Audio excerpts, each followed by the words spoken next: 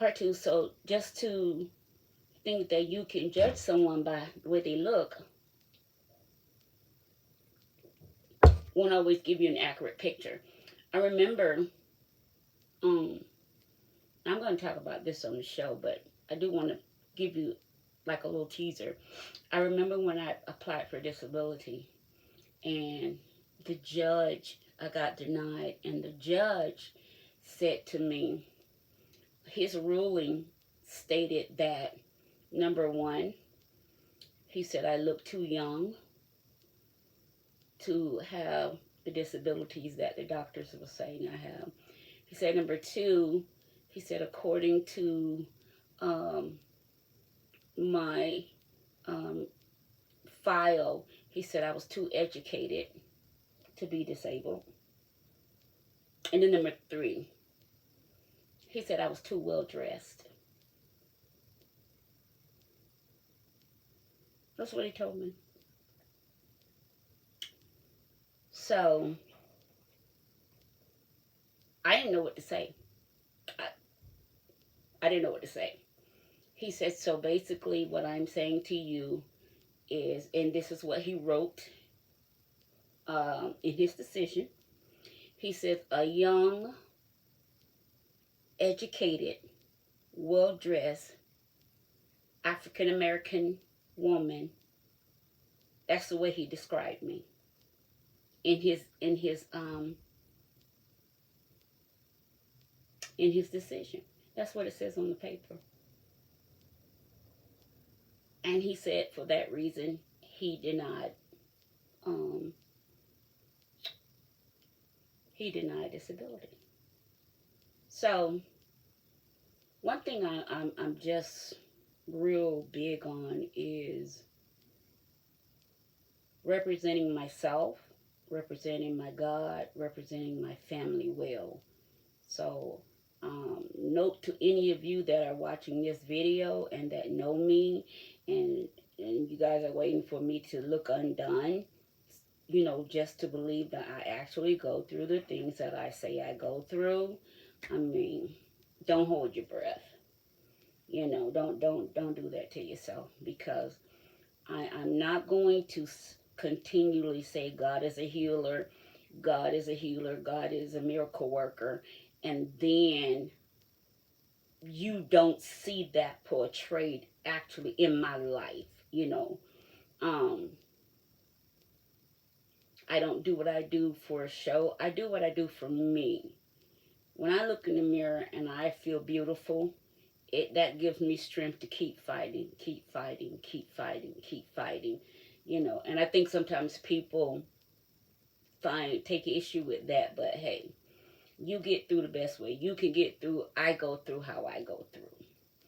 And so having to put all my plans on hold and then go from having a home built to facing eviction, I'm like, you know, that never, you know, so I'm going to talk about that and how that made me really feel like a failure.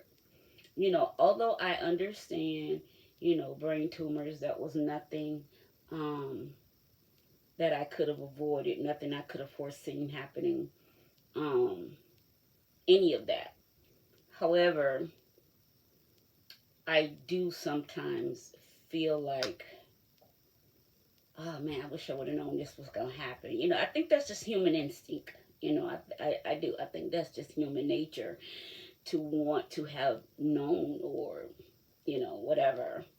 So I'm going to talk to you guys about failure and the fear of failure and the reality of failing.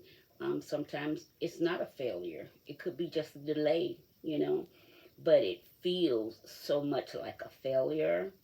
Um, and if we're not careful, we'll get stuck in that mentality of thinking that we did fail.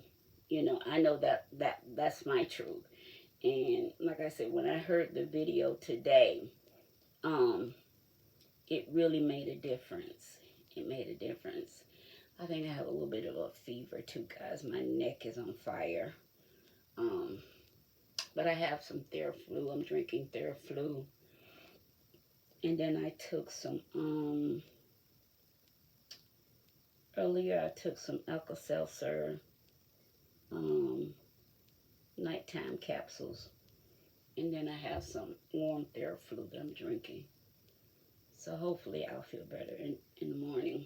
But like I said, I got wet. But before let me see, Monday and Tuesday, I was out in the rain. And then Wednesday, I didn't have anywhere to go, so I shampooed my hair. Okay, so,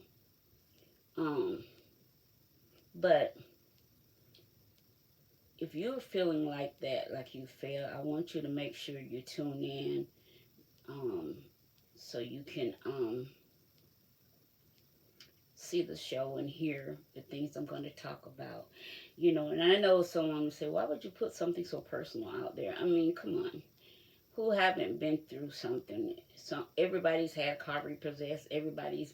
Somebody's been through foreclosure. Somebody's been through an eviction. Somebody's had something taken away. You know, I just don't think it's such a big to do to where I feel like, ooh, I better not tell nobody about that. You know, because you know, um, I just don't feel like that's, Now, of course, I got enough sense of what to say and what not to say.